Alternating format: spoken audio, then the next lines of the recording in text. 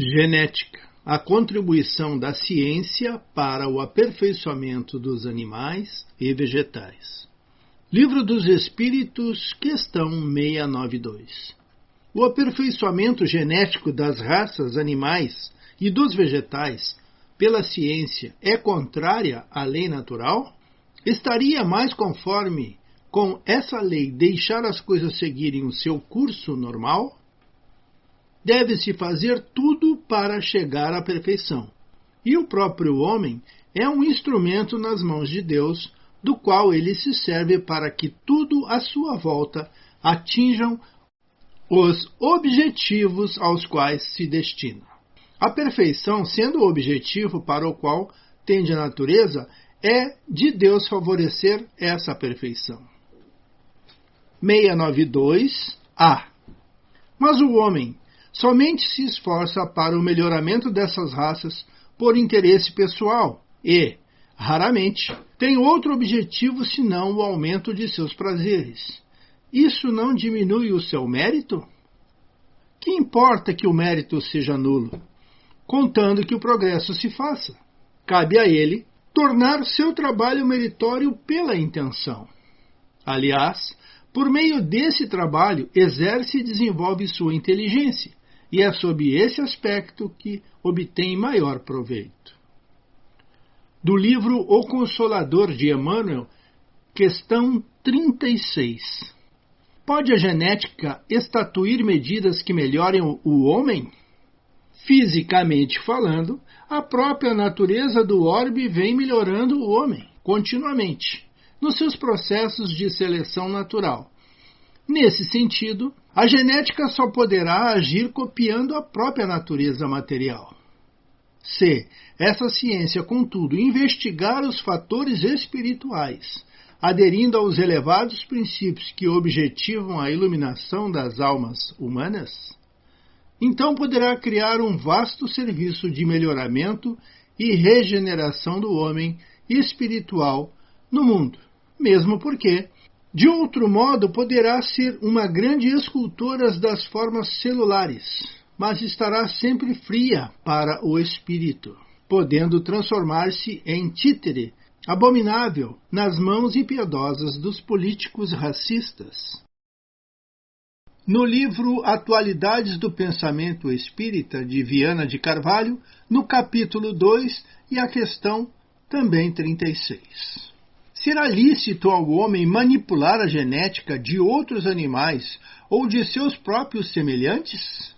Lá no segundo parágrafo nos diz: não é lícita a manipulação genética em animais, exceção feita quando se tem por objetivo melhorar a qualidade da raça, evitando-lhe a fragilidade e as enfermidades que decorrem do meio ambiente ou de fatores hereditários, nem em criaturas humanas, sem grave consequência para a sociedade.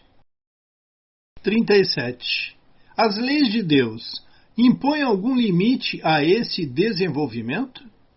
O homem tem o direito e o dever de investigar sempre, a fim de que o progresso não fique paralisado nas conquistas logradas.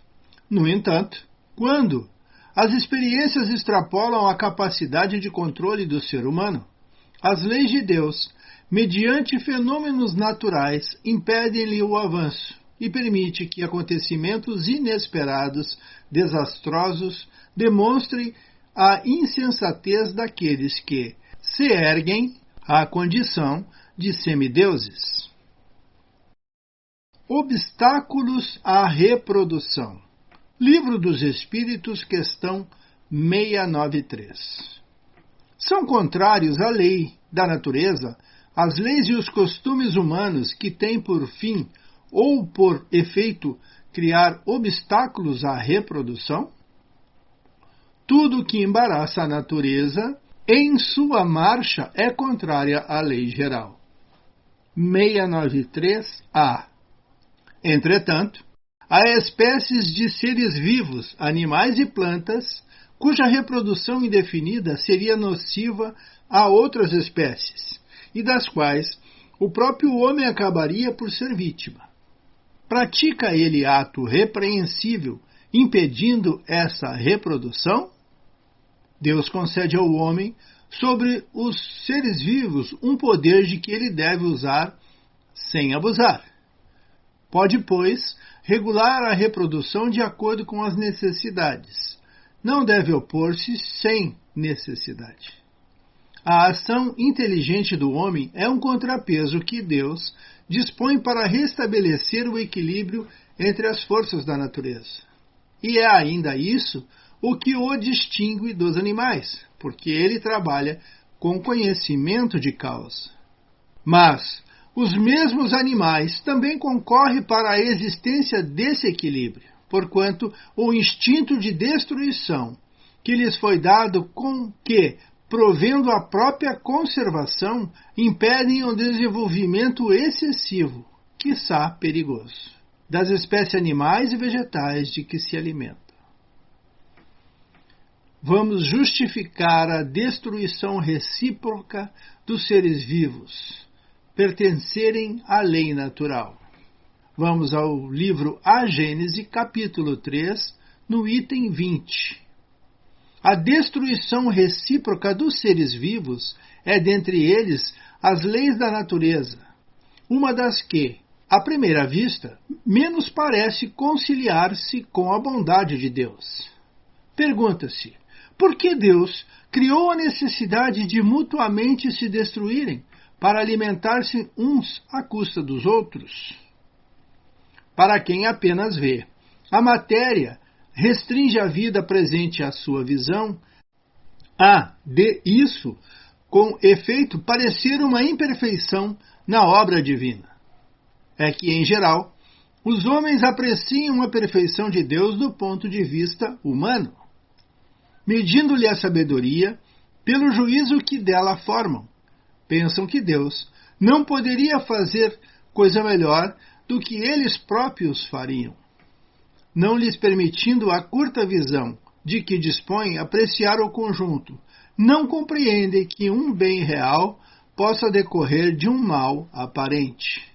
Só o conhecimento do princípio espiritual, considerado em sua verdadeira essência, e o da grande lei de unidade, que constitui a harmonia da criação, pode dar ao homem a chave desse mistério e mostrar-lhe a sabedoria providencial e a harmonia, exatamente onde apenas vê uma anomalia e uma contradição.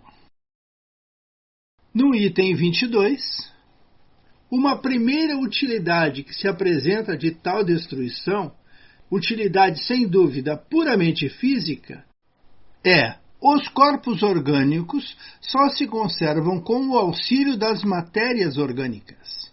Como instrumentos de ação para o princípio inteligente, os corpos precisam ser constantemente renovados. Eis porque os seres nutrem-se uns dos outros. Item 23. É necessário a luta para o desenvolvimento do espírito. Na luta é que ele exercita suas faculdades.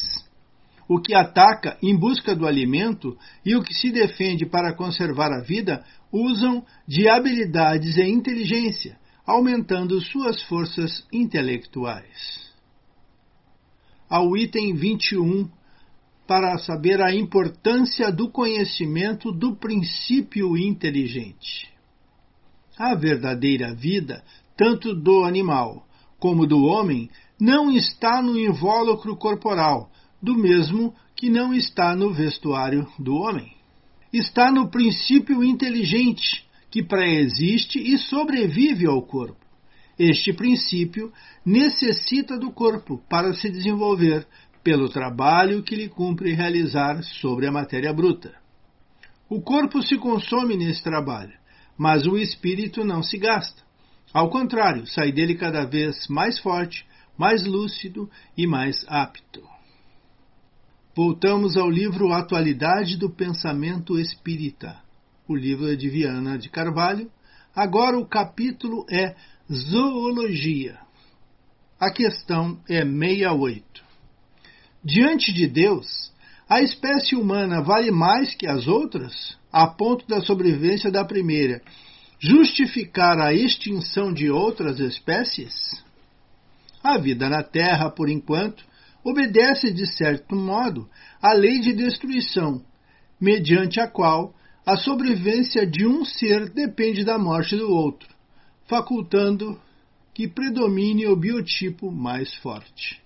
Desse modo, a espécie humana também se nutre de outras formas de vida, seja vegetal ou animal, obedecendo a regimes especiais, sempre dependentes de alguma espécie viva que sucumbe ou deixa de reproduzir-se. Não obstante, o ser humano é precioso porque nele transita os espíritos que já alcançaram uma faixa superior de entendimento da vida, embora às vezes a aparência seja algo perturbadora pelas exteriorizações que demonstra. Finalizando, questão 69. Quando uma espécie é extinta, o que acontece com os princípios espirituais que a animavam? A extinção da forma de uma espécie não destrói o psiquismo que a animava.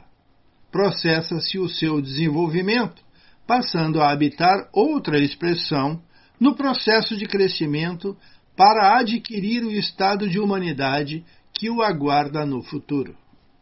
Não existe aniquilamento da vida na sua essência, na sua estrutura energética. As transformações impostas pelo mecanismo da evolução caracterizam todos os seres que a elas são submetidos, desde as espécies mais simples até aquelas que são as primeiras manifestações de vida inteligente. Vamos ficar por aqui, agradecidos e pedindo sempre: Jesus esteja conosco.